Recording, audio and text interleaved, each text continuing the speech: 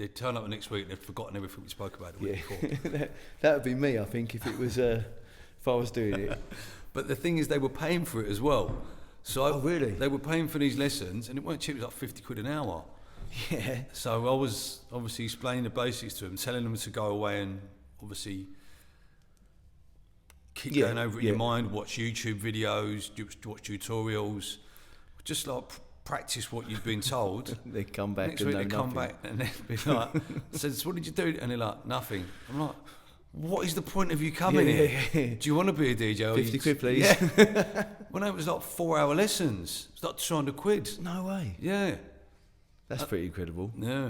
Obviously, it wasn't all for me. No. It was through the college. Right. Yeah. I'd love to be getting 50 quid an hour. That's all right, isn't it? That would have been it. Right, well, let's do a little intro. Yes. Welcome to Livewire Forever, the Livewire podcast. I'm Sam Ashford, and this is a very newest Livewire person. This is DJ Mark Radford. How you doing, guys? Nice to meet you all.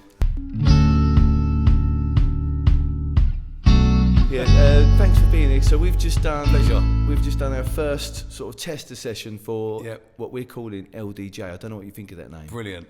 Works, doesn't it? LDJ, yeah. LD, Livewire DJ. Yeah, brilliant. And this is a project funded by Essex Music Services. Amazing. And so we've got all the gear in here. We've got a DJ. We've just had some young people in and sort of pressing buttons, and I think it went really well. It was amazing. I just love the energy. Yeah. It was Bobby and Dexter and Logan in particular, and Lola. She was good. Yeah. Really enjoyed it. Yeah, it's cool. So we've got people coming to join us next week, and you have the regular group each week, Wednesday 7 to 9 o'clock. Here at Harlow Playhouse. Yeah, looking forward to it. Here at Harlow Playhouse, right? Yeah. So, for all the people at home who don't know you, who are you? What? Because I didn't just grab Rads off the street. So, I know you because we're friends outside of this. But of course. Tell the world about. So I have been DJing, like I said to the guys earlier, since I was up 4 or 5 years old. Yeah. I had a DJ. A Fisher Price turntable. That was why I asked them if they knew what vinyl is. So a lot of the kids aren't going to know what vinyl is. I had that. This was the thick, sort of blue disc you put on. Yeah. So I had that and a Fisher Price tape deck, and I used to set up a DJ booth in my front room with all my toy boxes. Amazing. And make my mum, my dad, my brother, my nan, the cat, everyone sit down and listen to me play these records, which were just nursery rhymes. Yes. So then, obviously, I was really, really into Top of the Pops, the top 40 as a kid. Got a proper tape recorder, one that would actually play proper tapes. So I'd save up my money, go and buy tape cassettes from Al Price or Woolworths. Do you remember the listening post in Woolworths in the town? I don't remember that one. Yeah. So I used to buy tapes. Yes, I do. Yeah, sorry. Downstairs. Yeah. And then I started putting my own tapes together by, because the recorder that we had was just a single tape you put in, the buttons were on the top, and then the speaker was on the top. Yeah. I had one for my ZX Spectrum. So yes, exactly. So my brother had one, and I had one. Yeah. So I used to get his one, stick it on top of mine, and then press play on one and record on the other, so I could put my own mixtapes together with tracks that I had from separate tapes. So if there was a whole album of stuff on a tape that I didn't like some of the tracks, I'd then buy blank tapes and do that. So I started creating my own playlists. Amazing. And then just kind of went on from there. All the school, I'd say the family parties that we like Disco Dave playing. Everyone else is dancing. I'd just be like that. I wanted to help him. Yeah. Like, can I pass you your records? Like, I was transfixed by these things spinning around. And what it does to people as well. Yeah. Power that you've got. Exactly. From an early age, I knew wow, you're making all these people dance. I was I want to do that. Yeah. So then, obviously, fast forward a few years, I was a teenager, saved up all my paper round money. I was at college, bought my first set of decks, which were diabolical. I used to have to spin them to keep them in time. Right. Like the pitch controls hardly worked. From Harlow Market, right? There was I think it was a Monday. There was a It's like a flea market. Random stalls. Monday. And this guy used to have loads of gear. I got my first amp from him, my first speakers. That's right. So yeah, that was at college, and then started doing all the college parties with Zumi and Nashi. Right. Two of my good old friends, and then just gone on from there. Nashi is in Dave Nash. Nash with a G, who's now a world famous graffiti artist. Right? Yeah. So we grew up together. Me and him used to DJ together. So he's gone off and done that with his art, and I've carried on with the music. Yeah. And just pursued it to get to the point where I am now. And where are you now? I know you're here in the Playhouse. Because I see, obviously, I see the things you put online about audio rehab and organising things in the city. So I've got quite a healthy DJ career myself. I DJ most weekends all over. I think that's modest of you to say.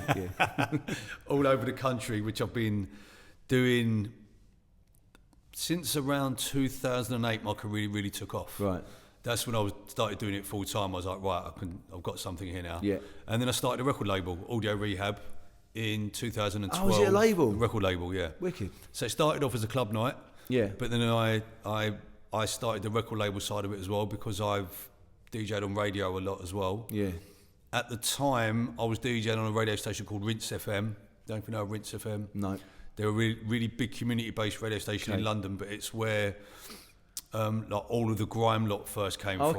Like Wiley, Skepta. You're speaking to the wrong guy. All them guys. You ain't got a clue. No. Do you know Katie B? Yes. You know of Katie B, yeah? So she came from Rinse. Okay. So I was DJing on... know Katie B, So I was DJing on there on a Saturday night. Yeah. Prime time, 10 till midnight. So everyone that was going out raving, all in and around London, they was all listening to me. That's amazing. Anyone that was into house music was listening to me on a Saturday night. So I started getting all of these young promoters, all of these young producers that started listening to the sound that I was playing. Yeah. And then were like, we want to make this music. So they started making the music, sending it to me, and there was no labels that were really releasing that style. So I was like, well, it makes sense. I've got the brand, Audio Rehab, as a party. I've got all these artists that want me to play their music. No one else in the world's got the music. I'm the only one that's got it. Start the label. Amazing. So, what a thing to do. I know, right? It's brilliant. Still going now?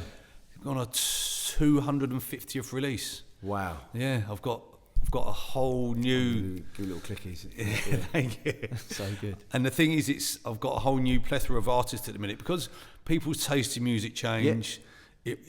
Music goes in 7-year cycles. Back around, yeah. So now I've got a whole new bunch of artists, and it's spread from just artists in London. I've got artists from Derby, Birmingham, Manchester, Leeds, France, Germany, all making me music and sending me music for the label.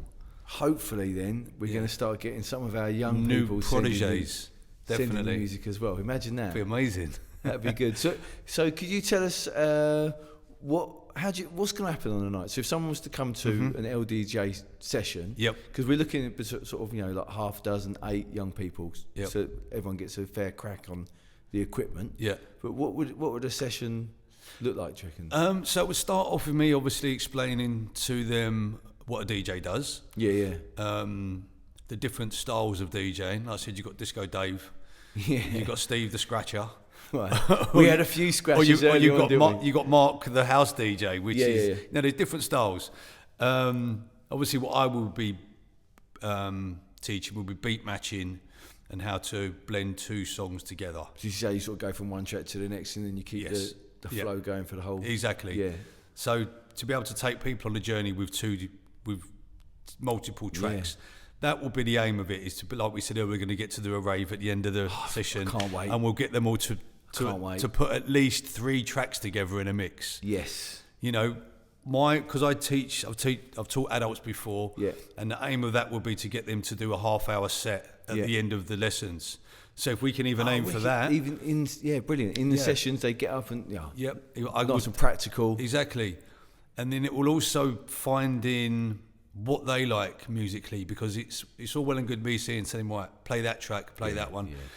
Obviously, they're going to be looking at me for the music, but it's also about developing what they like and because one of them might not like the same as the other. Yeah. So it's about them finding what tracks they like and how they want to put them together. It's a really important age. This is the age where you find out what kind of music, you find your own pathway, don't you? Totally. Yeah. You really sort of settle into that, and you're open to new ideas, and exactly sort of separate from the stuff that you listen to at home all the time. Yeah, totally. Yeah. So yeah, that'll be the aim of it, for me to be able to get them to comfortably mix tracks together of the style of music that they like. I can't wait, and the rave at the end. It's going to be amazing. Let's go. We should do it in here. Definitely. Get the old flashing lights going. Yeah, man. Definitely. Let's do it in here. We'll get a little bar with fruit shoots on the go. Excellent. And we'll get all the mums and dads in. Get all Brilliant. the other we'll make it a Livewire party. We'll get everyone down. Yeah, definitely. Yeah, we'll make it like a summer party. Let's DJ it. It's brilliant. Amazing. Yeah, thanks. All right, looking forward to it. So am I. Thanks very much. It's going to be amazing. Right. Thanks for tuning in to this quick episode of Livewire Forever with me, Sam Ashford, and Mark Radford. thank you very much. See you later. Peace.